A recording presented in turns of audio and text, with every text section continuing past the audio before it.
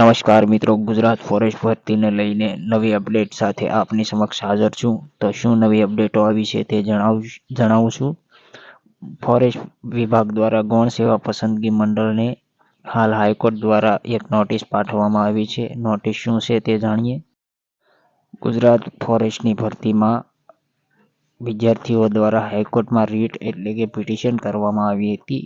તે બાબતે હાલ ગૌણ સેવા પસંદગી મંડળને હાઈકોર્ટ દ્વારા એક નોટિસ પાઠવવામાં આવી છે અને મંડળને જણાવવા માટે કહેવામાં આવ્યું છે કે તમે આનો ખુલાસો આપો. ત્યારબાદ ફોરેસ્ટ ભરતીમાં ગુજરાત વિધાનસભાના 38 ધારાસભ્ય અને એક સંસદ સભ્ય દ્વારા મુખ્યમંત્રીને ફોરેસ્ટ ગાર્ડમાં થયેલા અન્યાય બાબતે લેખિતમાં રજૂઆત કરવામાં આવી છે અને વન અને પર્યાવરણ મંત્રીને પણ લેખિતમાં રજૂઆત કરવામાં આવી છે.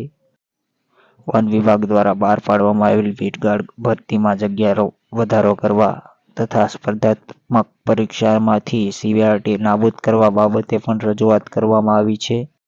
રાજ્યમાં ઘણા વિદ્યાર્થીઓએ માન્ય સરકારશ્રી દ્વારા છેલ્લે લેવાયેલી ફોરેસ્ટ પીટગાર્ડ પરીક્ષા આપેલ છે. આ પરીક્ષામાં સીઆરટી પદ્ધતિથી લેવાઈ હતી, જેમાં ફોરેસ્ટ ઉમેદવારોને અન્યાય થયો છે અને ખૂબ જ વધારે પ્રમાણમાં નોર્મલાઇઝેશનમાં થોડા અસમંજસ છે. તો વિદ્યાર્થીઓ દ્વારા જો ભરતી પારદર્શક રીતે થઈ હોય તો બધાના માર્ક્સ રજૂઆત કરવામાં આવી છે અને પીડીએફ સ્વરૂપે બધાના માર્ક્સ આપે અને આ ભરતીમાં જગ્યા વધારો કરવામાં આવે તેવી સરકારશ્રીને અપીલ કરવામાં આવી છે.